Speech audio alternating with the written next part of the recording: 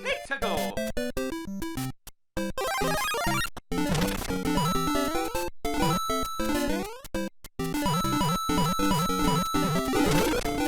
Hello, this is Lee Garbett, and joining me is the wonderful Adam Cook, and we are here to talk about Super Mario Maker.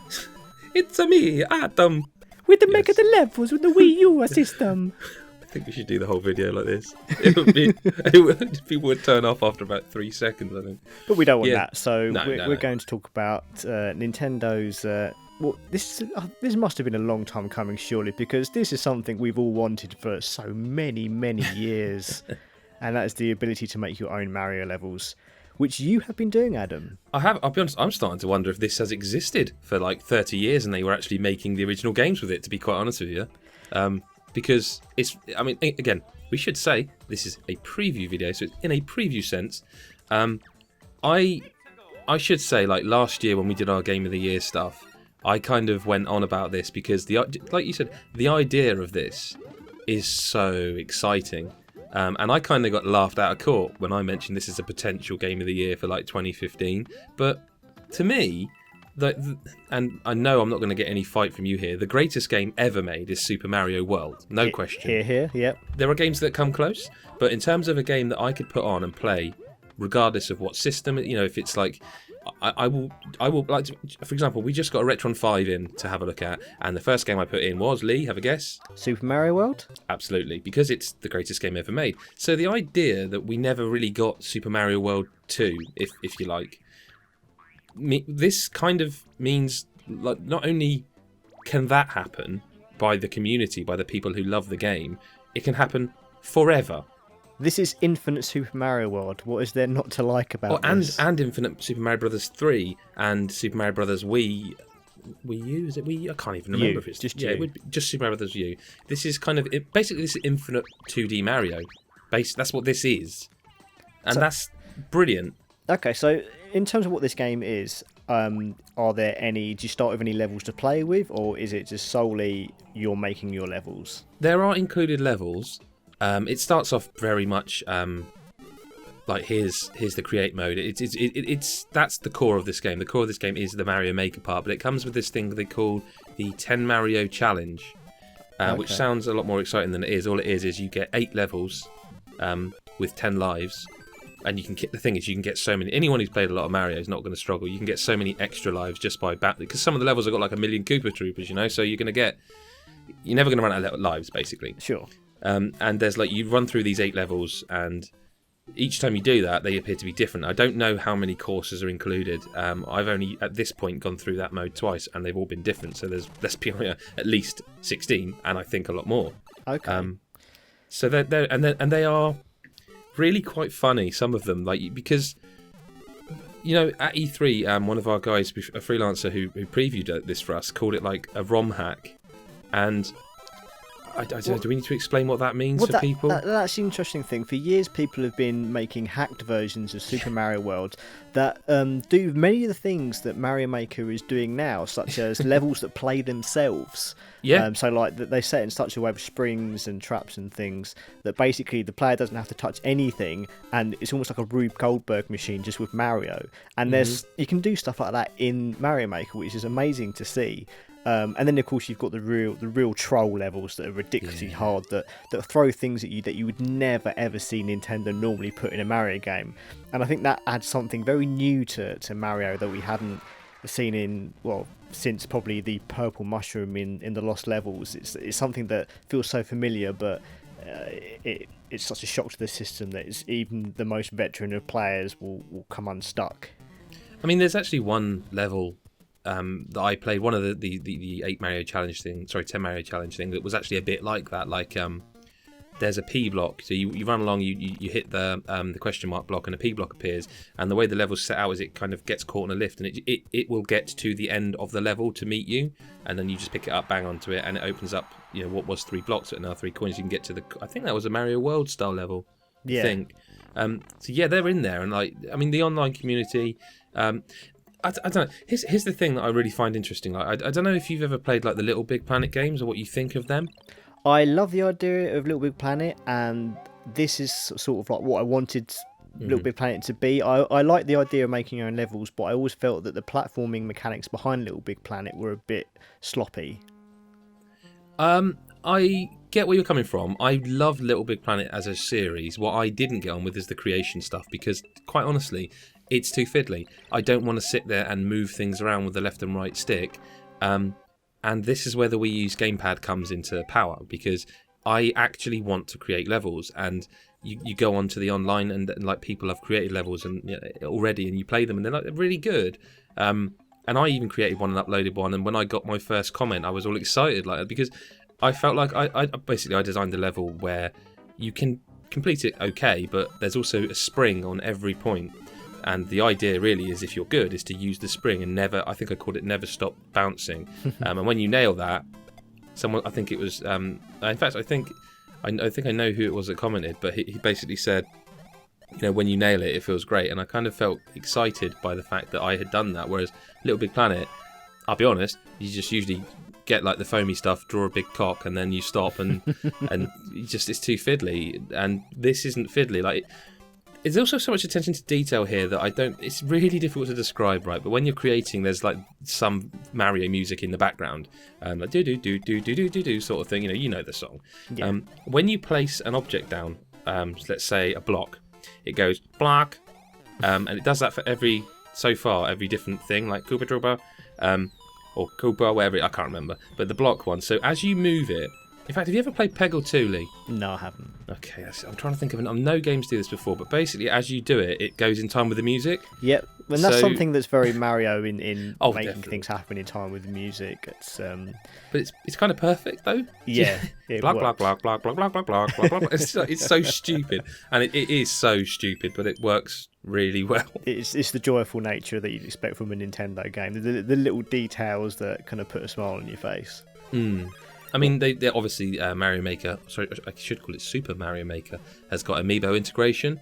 They've already shown the costume Mario stuff, and I have been quite a staunch critic of the Amiibo functionality in these games. Like, I've yet to see an Amiibo functionality that I think actually makes them worth it. I always say that you need to look to Skylanders, where they make the game around those figures, and they are good games. Sure. I don't feel that, again, early days, but I don't feel Nintendo have done that. They are more, to me, they're more collectible figurines than they are game things. Yes, I'd agree in that as someone who's hopelessly addicted to collecting. I know. I didn't mean to bring it up. I'm sorry, but I mean, even like Smash Brothers, like I hate to go off tangent, but Smash Brothers actually annoyed me because the idea of that is great, but the fact you can't control the people who don't know, you put your amiibo on and you can train them, but you can never actually play as them. Okay, and that's so beyond.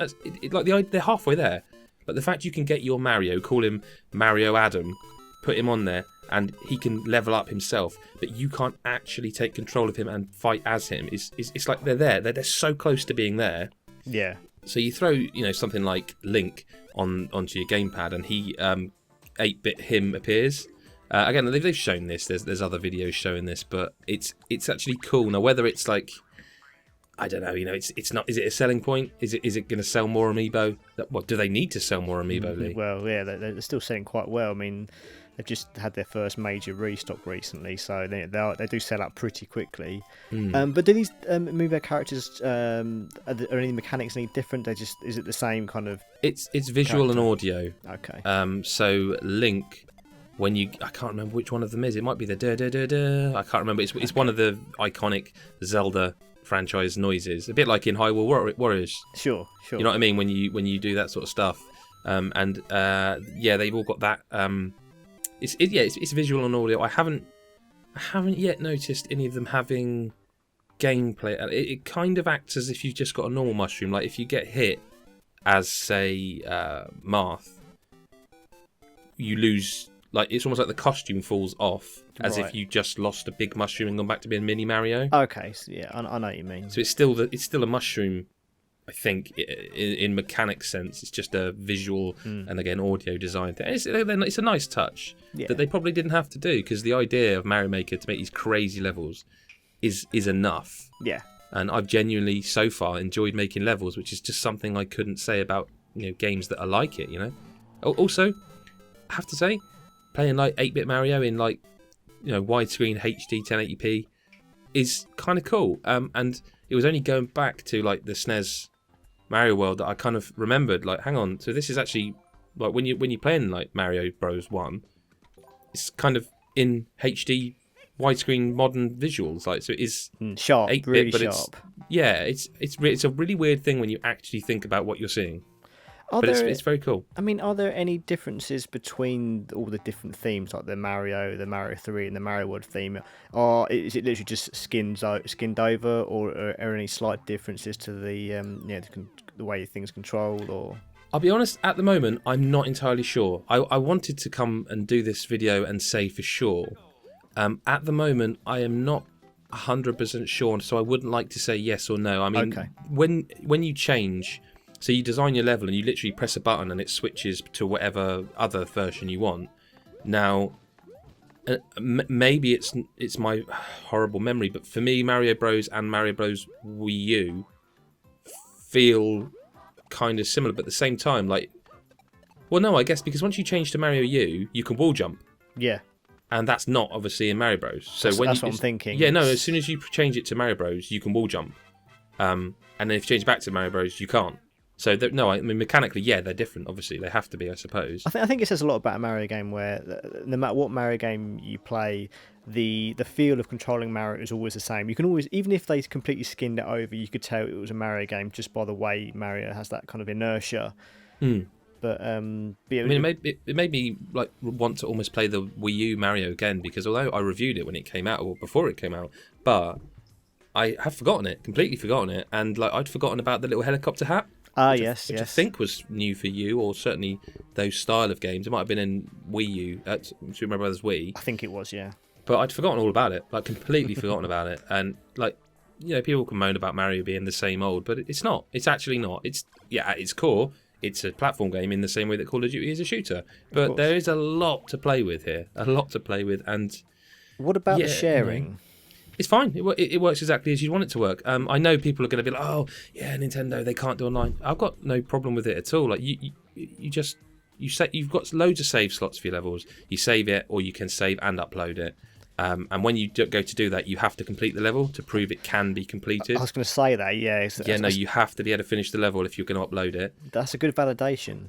Yeah, I mean, I was surprised to see it, but of course, when you think about it, it makes absolute sense. I mean, yeah, I don't know what to say about it. It just works fine. There's nothing. There's no part of it that makes me go, "Oh, for God's sake, really?" It just works fine. Can you recommend other people's levels to friends, or can you comment, or is there anything? You can comment. Yep, you can comment. You can subscribe to them. So if you play my level and you think that was a really cool level, you can not subscribe. Sorry, it's follow. You can follow me, so you'll get notifications. It's got a little notifications thing that it sort of tells you if someone's liked your level or commented on your video. Commented on your level. I'm thinking of YouTube now. YouTube's just seeped into my head. But yeah, it has got that kind of. You can follow someone. You can comment on their game level. You can it's just got everything you'd want it to have. Like, I know it was a big concern of people like, oh god, if it's got Nintendo's online style sharing, we're all screwed. It's absolutely fine. Again, no complaints. No complaints so far. Again, early days, reviews a long way off. This is a preview, usual caveats, blah blah blah blah. But yeah, so far it's just a delight. It's kind of what I wanted it to be.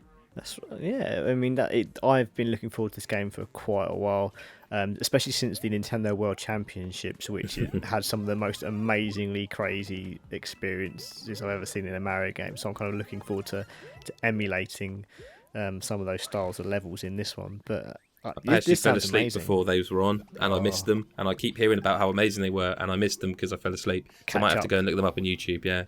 Yeah. In fact, anyone watching this, check out the Nintendo World Championships 2015 on YouTube. It's 4 hours of the most glorious excitement that only Nintendo could provide in a cheesy tournament. It's amazing stuff. Cool. But yeah, this sounds absolutely amazing, and I am chomping at the bit to play this game. Really am. I should say before we finish up, they've actually been quite good, and we're allowed to put out quite a bit more video. So I just need to be 100% sure, but I might try and see if we can actually just put a video out of me creating a level from scratch and then playing through it, and just so you can see the process. I mean, it does this thing when you're drawing on the screen. It's done this thing where, like a lot of off-screen games, kind of, you almost don't even look at the screen, and it's not great for the person watching. Sure. But here it actually puts a hand on the screen where you're drawing and everything, so it looks it's just a fun thing. It's kind of one of those things, just like a lot of Nintendo first party games, but when you play it, you just got a smile on your face, and you have that kind of, people are going to say, "Oh, fanboy." Not at all. Like, I'm a fan of good stuff, and I'm enjoying this so far. That sounds exactly what I want to hear, and I'm sure that's what all of our viewers want to hear as well. I think as this is a preview, we should probably leave it there, just because we don't want to spoil the surprise for too many people. Absolutely. But thank you very much, Adam, for taking the time for having this little chat with me. This is certainly alleviates a lot of my fears about what this game could be, and it sounds like it's probably going to be the best thing ever created. Well, let's hope so. Excellent. Thank you very much for watching, everybody. We shall see you around. You can follow us at GodIsAGeek on Twitter. Please subscribe to this wonderful, wonderful channel. And, of course, you can also contribute to our Patreon by following the little clicky little link at the end of this video. So, thank you very much for watching, and Super Mario Maker. I can't do it again. I feel like it would be wrong. Bye. Bye.